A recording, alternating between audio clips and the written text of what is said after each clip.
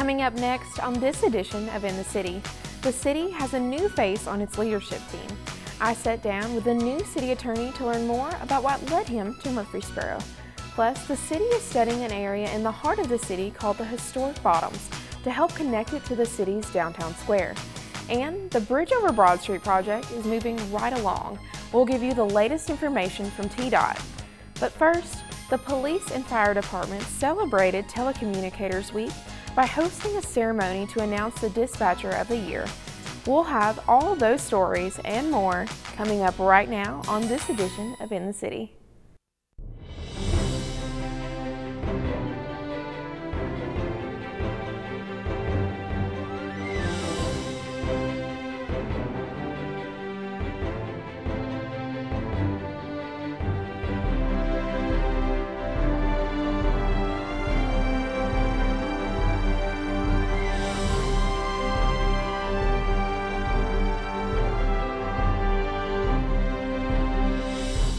Welcome to another edition of In the City, your source for what's happening right here in the city of Murfreesboro. I'm Cecilia Herrell.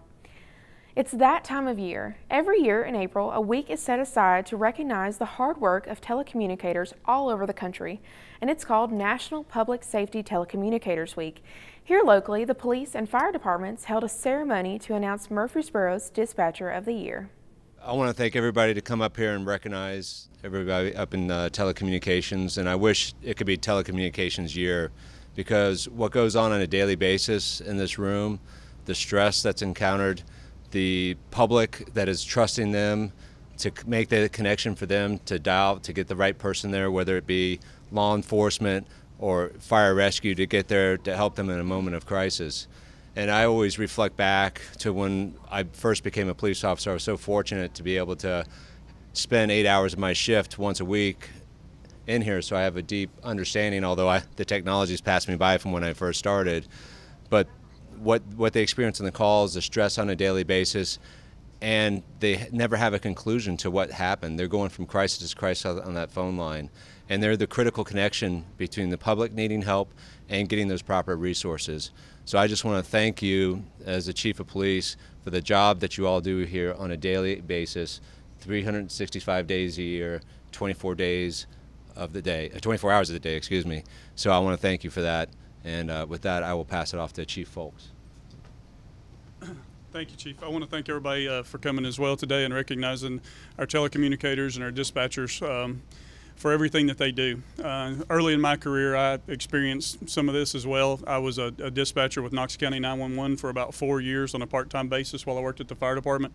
So I understand taking those screaming calls and trying to get somebody calmed down in really bad situations, and understanding that. I understand the firefighters kind of getting stressed at you for not having certain amounts of information, or the police officers getting stressed and different things like that, because they're under stress when they're on those calls. So I really appreciate what you all do each and every day. The biggest thing that you do for us is you keep our firefighters and our police officers safe.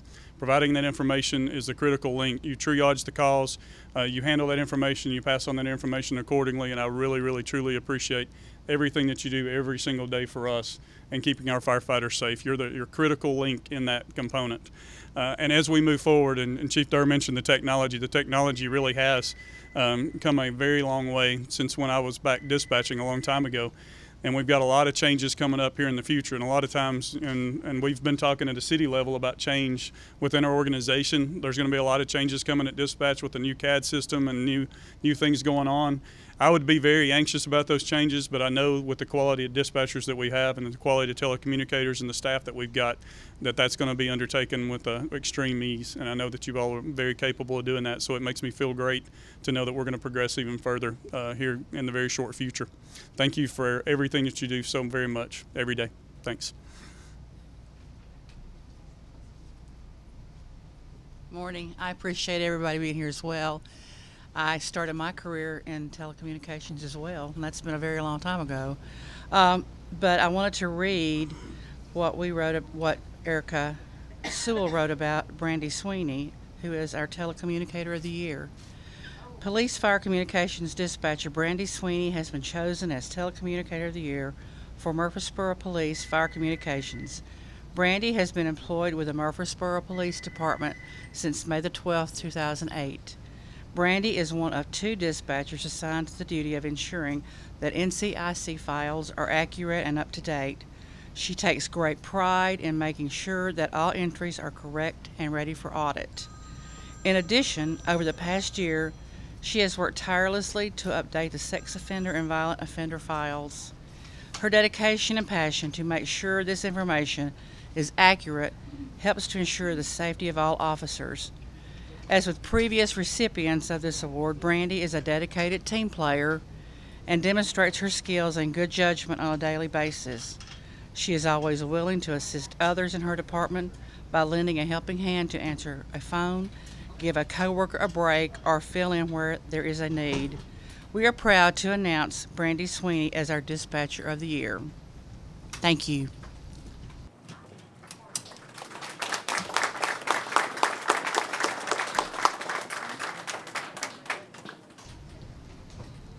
I don't know what to say other than thank you, and I'm humbled by that vote of confidence from my coworkers.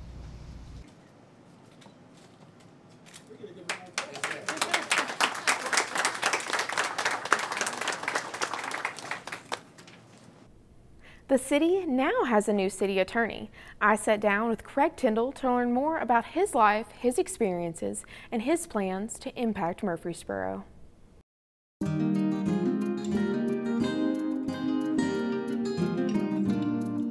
So I went to law school in Dallas at Southern Methodist University, and then moved back to Arizona and practiced private practice for about 10 years, representing primarily railroads, Southern Pacific and Union Pacific Railroad, doing a lot of different work for them, mostly trial work, and then had the opportunity to go work for a city, and so that's how I got into municipal services. I'd actually had a case involving a city, and then had the opportunity to move in-house with the city, and thought it would be exciting and challenging, and it was. It was for quite some time. We've been here since October, moved from Phoenix, Arizona. Did public service there for about 12 years in a very fast-growing city outside of Phoenix, a suburb of Phoenix. Had a great opportunity to really foster that city for quite a while it was growing. And then left there, spent a couple years not in municipal service, working for another organization, a sports organization as a matter of fact, so that was exciting for a couple years, and then decided that it was time to do something different, and went back into public service and looked around and had an opportunity to come back to Tennessee. I'd grown up here some, in Nashville, or outside of Nashville, Hendersonville, and then in Memphis, and then moved to Arizona, and with the opportunity to come back here to a fast-growing city, it was a great opportunity. And the city is obviously growing very, very quickly, and you can see things statistically, like the number of building permits that are being issued, and if you drive around quite a bit, you'll see parts of the city that are very busy right now, traffic-wise. All of which is good. It's growth. It's very positive. But from a governmental standpoint, it has to be addressed in the right way. So hopefully the experience I bring from a city that was growing in an area of the country that was growing very fast will be helpful, and be able to address as the organization itself grows to meet the demands that the public has, and then our physical facilities, roads and streets and electricity and all the demands that people have on facilities and things like that, that I'm able to bring some insight, knowledge, and legal experience on those lines to be as helpful as possible. Well, the people have been great. It is nice to come back to the South because of the culture, and the people is really the bright spot of it all, is, I would say. With Murfreesboro in particular, from a professional standpoint, the growth the city is looking at, and what that entails with the city, and the changes that have to go on to address and the growth and make sure that we're serving the public is from a professional standpoint the aspect that I appreciate the most. So personally, I'd say the people, and then professionally the future growth of Murfreesboro's. The thing that I enjoy quite a bit is cycling. I'm very much enjoy bicycling. That's probably my primary activity. With my wife, we enjoy playing tennis. We have 2 sons who are both musicians, so music is part of our household. I can't claim any part of that other than listening, but we do have always done a lot of musical types of things, going to all different types of venues for music.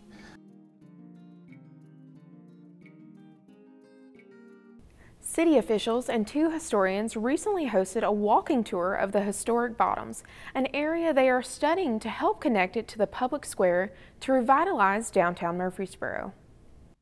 The City of Murfreesboro and Reagan Smith Associates have begun a planning study to enhance downtown to an area locally known as Historic Bottoms. The northern boundary of the study area is Old Fort Parkway, eastern boundary, Northwest Broad Street, the southern boundary, the Discovery Center, and the western boundary is the CSX railroad tracks. The study area includes Murfreesboro Civic Plaza and Cannonsburg as well. Principal planner for the city's Planning and Zoning Department is helping to organize this study. At one point, this was a very active area. There were businesses, there were houses, there were residents. It was a neighborhood. It was a tight neighborhood. That's all gone now, largely due to urban renewal back in the 50s and 60s. With all of that activity gone, we're interested in figuring out what kind of activity could come back there. The thought is to connect this area that is on the west side of Broad Street to the historic downtown area that is on the east side of Broad Street. With Broad Street being a very traveled 7-lane road, that is going to be a challenge. The link between that area and downtown is crucial. So that's going to play a major part in the study itself. How can we revitalize an area, bring activity back to an area, bring people back to an area, and still have them able to participate in activities downtown, to get to work downtown? How do we get people from downtown to that area if that's going to be some kind of lively area, some kind of lively district, arts district, bar district, whatever you want to call it? How do you get people back and forth? And right now a 7-lane highway is a major hindrance to doing that. As the saying goes, you can't know where you're going until you know where you've been. So that's why the city recently hosted a walking tour with 2 Murfreesboro historians to explain what this area used to be. The tour was really interesting because we had 2 historians with us who were able to tell us a lot more, shed a lot more light on what that area once was. We know Cannonsburg is there, but that's only been there for the last 30 years or so. Cannonsburg the city's done great by it in the last 5 years. The primary building is the old Haynes Cotton Warehouse building right there. That dates back into the 19th century.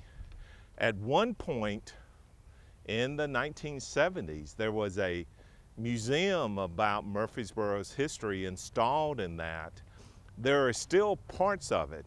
Again, I think the city should be congratulated for what they've accomplished here at Cannonsburg. Front Street Castle would have been a crucial corner for much of Murfreesboro's history. And you can see how this development cuts Castle. You can see Castle after the green space there going up the hill. And Castle really takes you into the heart of the African American community and where a lot of African American businesses were located.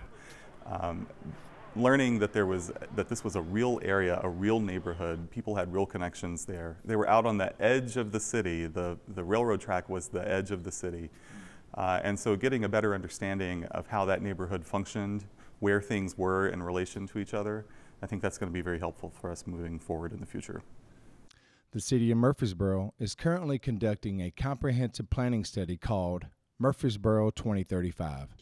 The city is partnering with residents, business owners, and community leaders to plan for the next 20 years of growth. Yeah, so the 2035 plan, interestingly, pointed out this particular area as one that's worthy of additional and further study. This is that study. We hope to be able to plug this into the 2035 plan. We hope it'll be seamless and that both the 2035 plan and the small area studies can work together. To oversee this study, a committee will be formed. Anthony explains. My understanding is that right now the City Council is reviewing a list of proposed community members who would participate on a committee to lead this study. This committee would work closely with our consultant, Reagan Smith Associates, as well as city staff. We will also be conducting stakeholder interviews with selected stakeholders. That would be property owners and others with specific interests in this area. And eventually we'll, in a few months, we'll roll this out to the public, and we'll have several public meetings. During each of those, the public will be invited to come and look at those ideas and give their feedback and share their own ideas for a vision for that area. For some children, spring break can get a little bit boring, but the Wilderness Station has events to make every day feel like an adventure. I went and found out what all the excitement is about. The Wilderness Station is always hosting exciting events, and spring break is no exception. Animal encounters with a craft took place on spring break week. Children of all ages were able to meet one of the Wilderness Station's education animals each day for a mini lesson, and then they were even able to make their own animal to take home as a souvenir. The talks began at 2 each day, and crafts took place until 3. It's all animals, all species. It's all one big web, so you lose one and it throws the whole thing off. So it's important to learn not just about animals you like, but all animals. Now, don't worry if you missed out on the spring break festivities. The Wilderness Station has activities taking place all the time, not just on spring break. You can check out animal encounters every Saturday at 1:30 at the Wilderness Station in Barfield Crescent Park. This event is free and open to all ages. The Wilderness Station is a great place to stop by, shop, and even check out some animals you may not get to see every day. Turtles, snakes, and even some baby tadpoles call the Wilderness Station their home. If you want more information on the Wilderness Station, you can visit our website at murfreesborotn.gov/parks or call 615-217-3017. Reporting for CityTV, I'm Cecilia Herrell. For more information on any events the Wilderness Station is hosting, you can visit our website anytime at murfreesborotn.gov/parks. The city recently opened the Adams Tennis Complex, a facility with 8 color-coded indoor courts, a pro shop, locker rooms, and a lounge area. The upstairs mezzanine provides spectators viewing to all the courts, and we sat down to meet the new tennis professional hired at the facility. Well, I moved here from Norfolk, Virginia, where I've been a tennis director at a club there for the last 10 years, but originally from Knoxville, Tennessee, so this is moving back home for me. I have family in Nashville, and my wife's family is all in East Tennessee, so you know, it's a great opportunity to move back home. Like most jobs, it's all about the people, and you know, we've got a great team here at the Adams Tennis Complex. You know, Gary Arbit, Casey Neal help run the facility. The folks here in Murfreesboro super enthusiastic about tennis, and that's great to see. We've been well received, lots of people signing up for the clinics and classes for both adults and juniors that we've got going, so it's been a great reception so far. I view my role as the head pro for the city of Murfreesboro to provide programming for all the citizens of Murfreesboro. So we're trying to engage everyone. Older players, the youngest players, we start them as young as 3. We have people playing into their 90s. It's challenging, but at the same time it's very rewarding because we get to deal with a lot of different folks who play tennis on a lot of different levels, and that makes it a lot of fun. It's an unbelievable facility we have here at the Adams Tennis Complex. We have 8 indoor courts, we have 24 outdoor courts, and we're looking to even expand that. And we're centrally located in the state of Tennessee, so it's a great place to hold big state events and even regional and national events. And we want to bring in pro-level events, and we want to make this a real tennis hub. So it's a great situation, a great opportunity. And so today's class is a beginner class, but a couple of those players, even though they're fairly new to the game, gotten good quite quickly. So we're in the middle of a 4-week session. So we try to touch a little bit of everything. I stress the ground strokes, and I really stress fundamentals because I feel like especially for beginning players or players just getting back into it, if I really stress the fundamentals, then they'll have more success. They'll be more likely to stick with it. So we use the stroke trainers, and we just get a lot of repetitions, and the more repetitions they get, the sooner they get better. No, I think it's, if you haven't been to the Adams Tennis Complex here in Murfreesboro, you should really try it out. It's a state-of-the-art facility. We've got programming for all different levels and all different ages. So we hope to see even more tennis players coming over here to take advantage of this great facility here in Murfreesboro. Sometimes the only chance you have to meet a firefighter is unfortunately during an emergency. Murfreesboro Fire and Rescue Department is hoping to change that. MFRD held a meet and greet for the community to get to know their hometown heroes. It's not every day you get to meet your hometown heroes. Murfreesboro Fire and Rescue Department and McDonald's teamed up at the local McDonald's on South Church Street for a meet and greet event to involve the community. We're hoping to gain a little bit more in depth of what it's like to be a firefighter and to give a little bit more back to the community. Local firefighters from Station 2 came out with their fire truck. This gave the community a chance to come out, meet, and support their local firefighters. Kids enjoyed the event while getting to learn about the gadgets and tools on the truck. And some even hopped up in the truck to see what it's like from a firefighter's point of view. The kids also enjoyed free firefighter hats while learning some valuable information from MFRD personnel. A portion of the sales from McDonald's was donated to the Fire Prevention Fund. For more information on city events like these, you can visit our website anytime at www.murfreesborotn.gov. Reporting for CityTV, I'm Cecilia Herrell. The Murfreesboro City Schools recently held its 26th annual Student Art Show at City Hall. Vice Mayor Doug Young was there to announce the kindergarten through 6th grade winners. And here are the first place recipients. First place for kindergarten, Isabella Lane. Where is Isabella?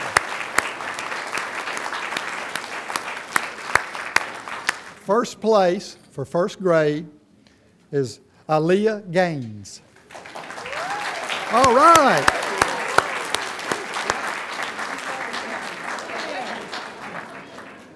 First place, second grade, Gracie Holt. All right.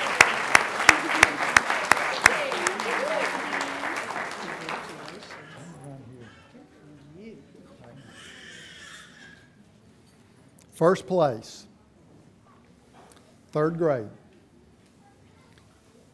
Jamie Wiley.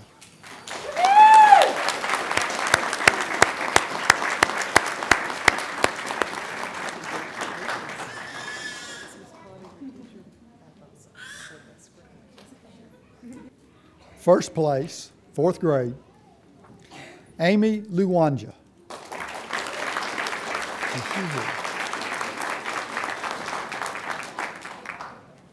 Fifth grade, first place, Haley Hughes.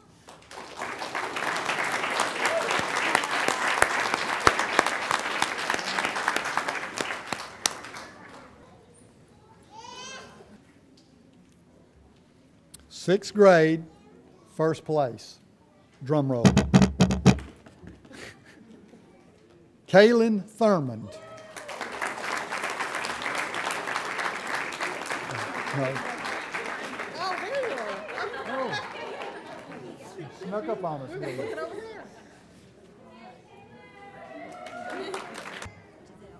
Best of the show, Giselle Seti.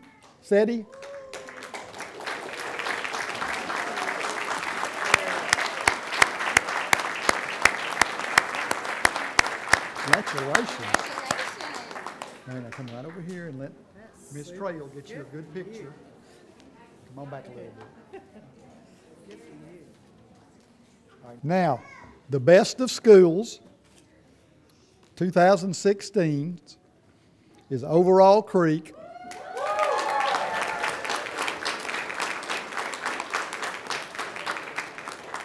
Rita Myers.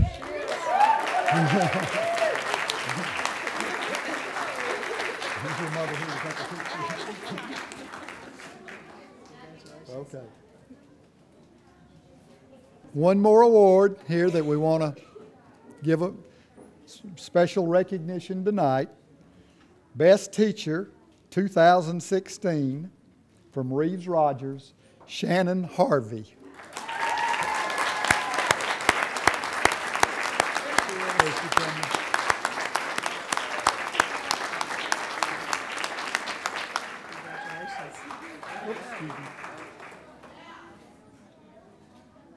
With summer right around the corner, here's some upcoming parks and recreation programs. The USA Track and Field Future Stars local meet is for you if you like to run, jump, and throw. Winners have the chance to advance to the state level. This event will be held for ages 7 through 16, Saturday, May 21st at the Riverdale High School track. Registrations begin at 8 a.m. and the track meet starts at 10 a.m. and this is free to compete. It's that time of year again. Burrow Beach is celebrating its opening day. Come join in on the fun with swimming, playing games, and music. The event will be held Saturday, May 28th from 10 a.m. to 4:30 p.m. at Sportscom. Parks and Recreation needs volunteers to help clean up the greenway. Trash bags, gloves, water, and snacks will be provided. The event will be held Saturday, June 4th from 9 a.m. to noon. You can meet at the Old Fort Park Pavilion number 3. The Bridge Over Broad Street project is moving right along. Emphasis has been placed on wall construction. The project has 8 major walls that will be the backbone of the interchange as they support the overpass and ramps. 3 walls are nearing completion, with 2 other walls being completed by July. Road work has continued on Broadmoor Boulevard, the southeast ramp, and the radius connecting College and Burton Streets. The stone base is being placed while curb and gutter operations are starting. With paving beginning this summer, drivers are going to see a shift in traffic. And as always, we urge them to reduce speed, use caution, and be alert to the construction zone. Well, that's it for this edition of In the City. As always, if you want to catch up on the latest city news, you can visit our website at murfreesborotn.gov. And if you want to see any of the stories you've seen today, or catch up on the latest news, you can visit our YouTube channel anytime. We will now leave you with pictures from the recent events, including Pioneer Days and the Backyard Barbecue Fest, through Parks and Recreation's photographer Jim Davis's lens. Reporting from the future site of Bridge Over Broad, I'm Cecilia Herrell, and we look forward to seeing you in the city.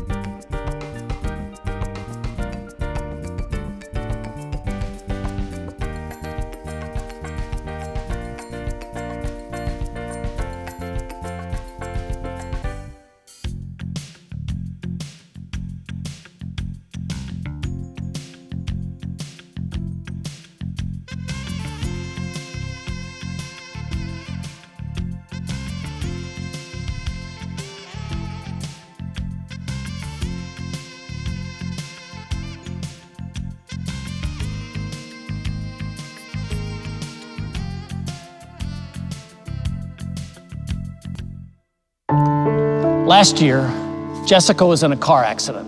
Because she wasn't wearing a seatbelt, it killed her. But accidents don't just kill people. They shatter families. It happens more than 1,000 times a year. And most of it would stop if you just buckle up.